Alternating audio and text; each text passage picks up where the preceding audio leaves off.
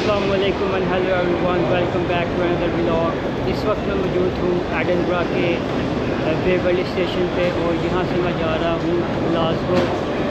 कल का दिन मैंने सारा एडिनबरा में गुजारा और यकीन माने के काफ़ी मुनफरिद महसूस हुआ और ऐसा लगा कि वाकई ये शहर मुनफरिद है और देखने से ताल्लुक़ रखता है। अब मैं जा रहा हूँ ग्लासगो और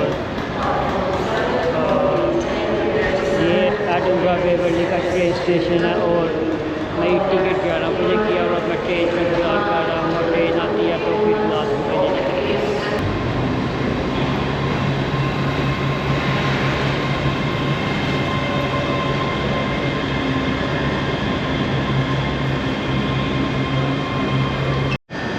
तो ग्लासगो के लिए ट्रेन आ रही है और ट्रेन में चलते हैं और देखते हैं।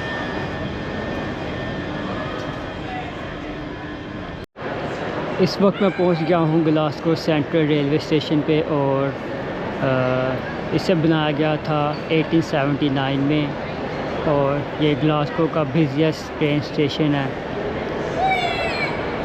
इस स्टेशन के बारे में आपको ये बता दूं कि यहाँ पे सालाना तकरीबन 25 मिलियन लोग ट्रैवल करते हैं और उसके अलावा वर्ल्ड वार 2 के दौरान इस स्टेशन की जो छतें हैं उनको ब्लैक पेंट कर दिया गया था क्योंकि जो जर्मन एयर फोर्स थी उसकी बमबारी से बचा जा सके।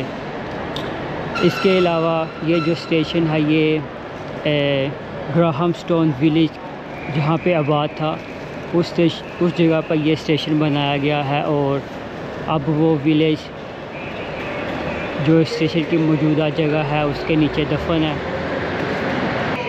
एडिनबरा से जो ग्लासगो का फासला है वो तकरीबन 1 घंटे का है बाय ट्रेन। तो एडिनबरा से मैंने ट्रेन ली थी और 1 घंटे के बाद मैं ग्लासगो सेंट्रल पहुंच गया हूँ। मैं आपको इस स्टेशन का अगर आर्किटेक्ट दिखाऊं तो आर्किटेक्ट इसका काफ़ी यूनिक है और अगर आप देखें तो यहाँ पे बुक शॉप और रेस्टोरेंट भी मौजूद हैं जो कि आई थिंक ये लकड़ी की बिल्डिंग्स हैं जिन पे ये रेस्टोरेंट्स मौजूद हैं। उसके अलावा ये काफ़ी बिज़ी स्टेशन है, ना सिर्फ ग्लासगो का बल्कि पूरे स्कॉटलैंड का। तो ग्लासगो में आते एक फ़नी इंसिडेंट हुआ कि मैं ग्रैक्स पे गया कॉफ़ी और ये स्टेक बेक लेने के लिए, तो मुझे कहती इट्स नॉट वार्म। मुझे समझ नहीं है ये क्या बोल रही है। तो फिर जब मैंने थोड़ा फोकस किया तो मुझे समझ आया कि कह रही है इट्स नॉट वार्म, कि ये गर्म नहीं है। तो मुझे लगता था कि लिवरपूल का एक्सेंट ही अजीब है लेकिन जो स्कॉटिश एक्सेंट है वो कुछ ज़्यादा ही अजीब है। तो देखते हैं अभी हमें ग्लासगो में कैसा एक्सपीरियंस रहता है और ग्लासगो के लोग कैसे हैं।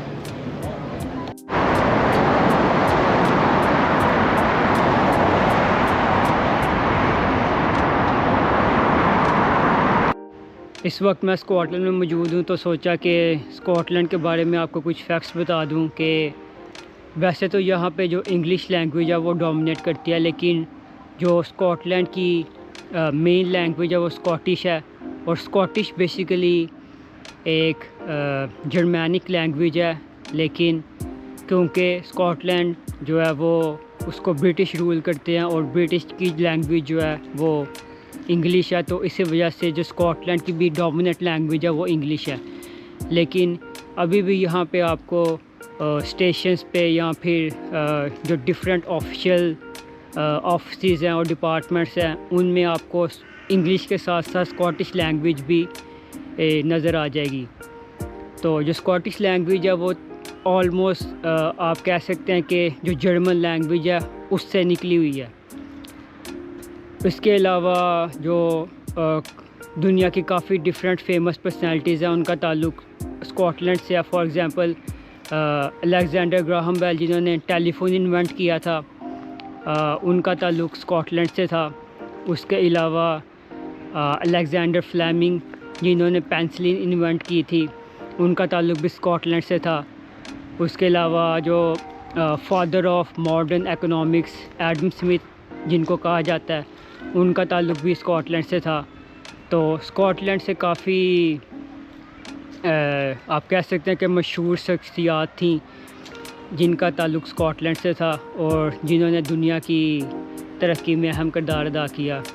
इस वक्त मैं मौजूद हूँ यूनिवर्सिटी ऑफ ग्लासगो के बाहर और मेरे सामने आप ये यूनिवर्सिटी की बिल्डिंग देख सकते हैं।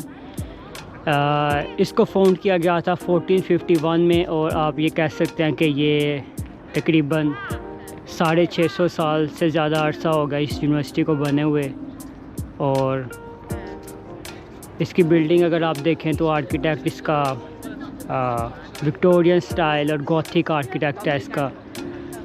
बाकी आप अगर आना चाहें तो आप आ सकते हैं यहाँ पे। This university is open to public. और जिस तरह पाकिस्तान में होता है कि आप किसी अगर यूनिवर्सिटी में जाए तो आपसे पूछते हैं कि आप अपना आईडी कार्ड चेक करवाएं या अपना आप स्टूडेंट आईडी दें, तो इस तरह का यहाँ पे कुछ भी नहीं है। आप यहाँ पे आ सकते हैं और इस यूनिवर्सिटी को देख सकते हैं। So it is the second oldest university in Scotland I think. तो बाकी अभी मैं यूनिवर्सिटी के अंदर भी जाऊंगा और अंदर से आपको दिखाता हूँ यूनिवर्सिटी किस तरह की है।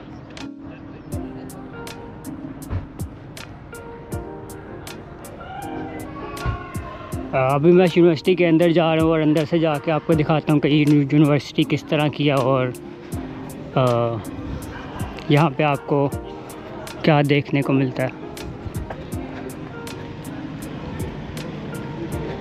आई थिंक यहाँ पे कॉन्वोकेशन है या स्टूडेंट्स जो पास आउट हुए हैं वो उन्होंने गाउन्स वगैरह पहने हुए हैं और पिक्चर्स वगैरह ले रहे हैं।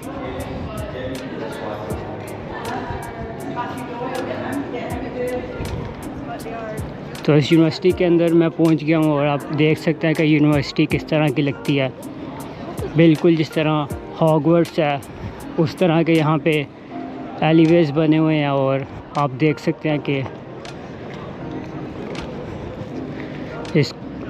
इसको आज यूनिक।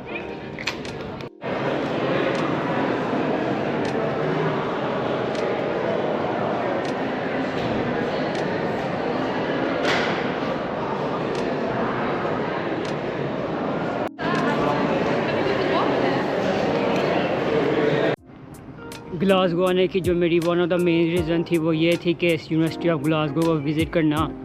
और क्योंकि इसकी मैंने काफ़ी ज़्यादा वीडियोस और रील्स देखी थी और जब आप इस यूनिवर्सिटी को देखते हैं तो ये तकरीबन बहुत पुरानी यूनिवर्सिटी है जैसे मैंने आपको पहले बताया। और it feels kind of dreamy और लगता है आपको कि शायद कोई आप हैरी पॉटर की जो हॉगवर्ट्स है उसमें आप घूम रहे हैं, क्योंकि इसके अगर आप ब्रिक्स देखें और ब्रिक्स का कलर देखें, उसके अलावा अगर आप इसका आप आर्किटेक्ट देखें तो ये उससे काफ़ी मुशाबत रखता है। और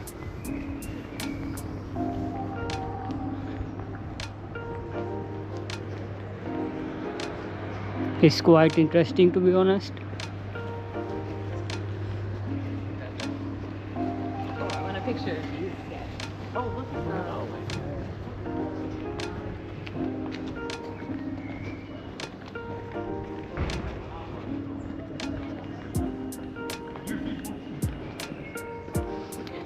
जैसे कि आप ये देख रहे हैं कि ये तो पुरानी बिल्डिंग्स है, लेकिन इन बिल्डिंग्स के पीछे भी उन्होंने नई बिल्डिंग्स बनाई हैं। जैसे कि वो यूनिवर्सिटी लाइब्रेरी की बिल्डिंग आपको नज़र आ रही होगी, वो बिल्डिंग नहीं है क्योंकि ये जो मेन बिल्डिंग है, इसका एरिया काफ़ी ज़्यादा बड़ा नहीं है, लेकिन फिर भी बहुत सी यूनिवर्सिटियों से ये काफ़ी बड़ा है। लेकिन ये यूनिवर्सिटी जैसे मैंने आपको पहले बताया कि दुनिया की टॉप 100 यूनिवर्सिटीज़ में आती है, और यहाँ का जो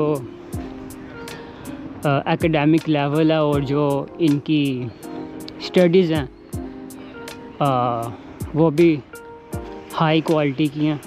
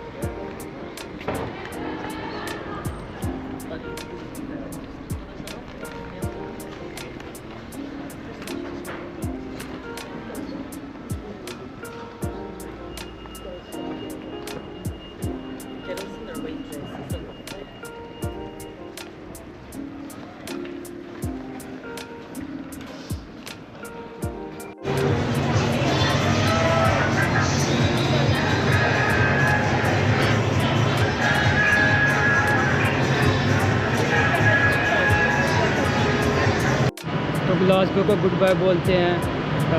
काफ़ी मज़ा आया इस सिटी में। अगर आपको मेरा ब्लॉग पसंद आया तो मेरे चैनल को सब्सक्राइब करें, मेरे ब्लॉग को लाइक करें, कमेंट करें और शेयर करें, और कमेंट में मुझे बताएं कि नेक्स्ट कौन सा सिटी है जिसको मुझे विज़िट करना चाहिए। Until then good bye.